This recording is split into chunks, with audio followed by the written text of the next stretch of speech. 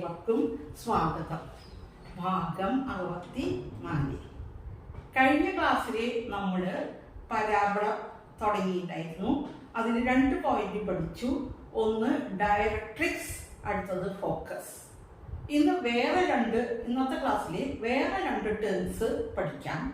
അതിൽ ആദ്യത്തെ ടേമാണ് ആക്സിസ് ഓഫ് ദി പരാബള. എന്താണ് axis of the parabola? Axis of the parabola എന്ന് പറഞ്ഞാൽ ലൈൻ എഴുതിയിട്ടുണ്ട്. The line through the focus and perpendicular to the directrix is called axis of the parabola. എന്താണ്? The line through the focus. ഏതാ focus? ഇതാണ് focus. കണ്ടോ focus? മറന്നിട്ടില്ല. ഈ ഫോക്കസിൽ കൂടെ പോകുന്ന ലൈനും ആ ലൈനിന്റെ പ്രത്യേകത എന്താണ്? Perpendicular to the directrix. ഏതാണ് ഡയറക്ട്രിക്സ്? കണ്ടോ ഡയറക്ട്രിക്സ്, അതിന് പെർപെൻഡിക്കുലർ. ഇതാണ് ആക്സിസ്. വരച്ചത് കണ്ടോ?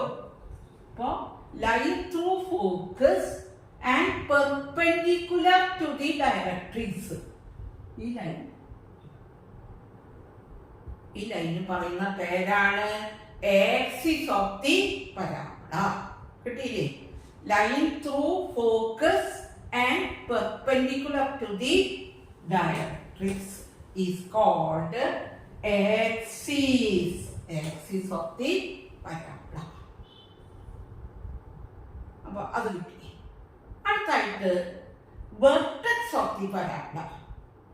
എന്താണ് വെർട്ടെക്സ്? വെർട്ടെക്സ് എന്ന് പറഞ്ഞാൽ ഈ പരാബോളയും അതുപോലെ തന്നെ നമ്മുടെ ആക്സിസും തമ്മിൽ ഒരു പോയിന്റിൽ ഇന്റർസെക്ട് ചെയ്യും. ആ പോയിന്റിന് പറയുന്ന പേരാണ് വെർട്ടെക്സ്. കണ്ടോ വെർട്ടെക്സ്? ഏറോട്ടിട്ട് കാണിച്ചിട്ടുണ്ട് വെർട്ടെക്സ്. അപ്പോ എന്താണ് വെർട്ടെക്സ്? വെർട്ടെക്സ് എന്ന് പറയുന്നത് പരാബോളയും ആക്സിസ് ഓഫ് പരാബോളയും തമ്മിൽ കൂട്ടിമുട്ടുന്ന പോയിന്റ് ഓഫ് ഇന്റർസെക്ഷൻ. ആ point കൂട്ടിമുട്ടുന്ന point of intersection is called the vertex of the parabola. Vertex എന്ന് പഠിച്ചതാണ്. വെർട്ടെക്സ് പഠിച്ചു, ആക്സിസ് ഓഫ് പരാബോള പഠിച്ചു. കഴിഞ്ഞ ക്ലാസ്സിൽ ഫോക്കസും പഠിച്ചു, ഡയറക്ട്രിക്സും പഠിച്ചു. ഈ 4 പോയിന്റുകളും നമുക്ക് പരാബോളയുടെ പ്രോബ്ലംസ് ചെയ്യാൻ വളരെ അത്യാവശ്യമാണ്. എല്ലാ പോയിന്റും കിട്ടിയെന്ന് വിചാരിക്കുന്നു. ഇതെല്ലാം മാർക്ക് ചെയ്തിട്ടുണ്ട്. ഇത് പരാബോള, ഇത് ഫോക്കസ്, ഇത് ഈ ലൈൻ ഡയറക്ട്രിക്സ്, ഇത് ആക്സിസ്, ഈ ലൈൻ ആക്സിസ്, പിന്നെ ഈ point of intersection of the parabola with the axis is called vertex of the parabola. ഇത് വെർട്ടെക്സ്.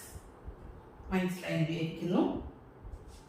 ഈ 4 പോയിന്റും പഠിച്ചാൽ നമുക്ക് അടുത്ത ക്ലാസ്സിലെ പരാബോളയുടെ വേറെ പ്രോപ്പർട്ടീസ് പഠിക്കാം. Thank you.